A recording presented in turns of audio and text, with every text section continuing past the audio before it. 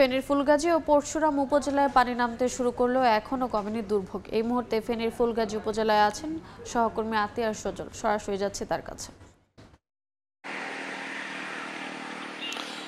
গত সোমবার রাত থেকে ফেনীর মুহুরী নদীর পানি বিপদসীমা অতিক্রম করে এবং তার আগে কয়েকদিন বৃষ্টি ছিল, তার কারণে যে ফেনীর মুহুরী কহু এবং সিলোনিয়া নদীর বন্যা নিয়ন্ত্রণ বাঁধের যে 122 কিলোমিটার বন্যা নিয়ন্ত্রণ বাঁধ ছিল, সে বাঁধের যে ভাঙন, সে একাধিক ভাঙনের কারণে যে পানি প্রবেশ এবং সেই পানি প্রবেশের ফলে নিম্নাঞ্চল প্লাবিত হয়ে ফেনীর ফুলগাজী পরশুরাম হয়ে বর্তমানে ফেনীর সদর এবং ছাগলনাইয়া উপজেলায়ও এই সব পানি ছড়িয়ে পড়েছে। এখন আমরা যে জায়গাটিতে রয়েছি এটা হচ্ছে ফুলগাজী এবং ফেনীর যে দু উপজেলার খুব কাছাকাছি জায়গায়। আমাদের এই জায়গা থেকে মুহুরী এবং কহুয়া সিলোনিয়া নদীর দূরত্ব কমপক্ষে 20 থেকে 25 কিলোমিটার। সেসব জায়গা থেকে যে পানি ঢুকেছিল সোমবার থেকে, সেই পানি কিন্তু এখনও এই যে জায়গাটি দেখতে পাচ্ছেন ফুলগাজীর আনন্দপুর এলাকার এসব নিম্নাঞ্চলে কিন্তু এভাবে অনেক বাড়িঘর এখনও তলিয়ে রয়েছে এবং এখান থেকে নিম্নাঞ্চলের দিকে এখনও পানি ছড়িয়ে পড়ছে।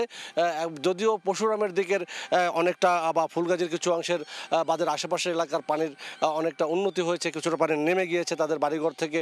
যদিও সেই বাড়িঘর থেকে পানি নামার পরে যে ক্ষত চিহ্ন বন্যার, সেগুলো কিন্তু ফুটে উঠতে শুরু করেছে এবং এই যে বন্যায় কৃষি বিভাগ থেকে জানানো হয়েছে তাদের প্রায় 1600 হেক্টরের মতো বীজতলা তলিয়েছে।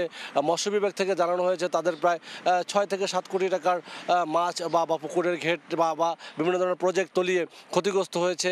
এবং যে এই ক্ষতির যে বিষয়গুলো এবং পানি উন্নয়ন বোর্ড থেকে এতদিন আমাদেরকে 21টি স্থানে ভাঙনের কথা বললেও আজ আমাদেরকে নতুন যে তথ্যটি দিয়েছে, সেখানে এই 122 কিলোমিটার বন্যা নিয়ন্ত্রণ বাঁধের ফুলগাজীর পরশুরাম অংশে 19টি এবং ফুলগাজীর অংশে 17টি স্থানে, মোট 36টি স্থানে ভেঙেছে এবং এ সকল ভাঙা বেশ বড় বড় যায় ধরে প্রশস্ততা বলে তারা বলছেন।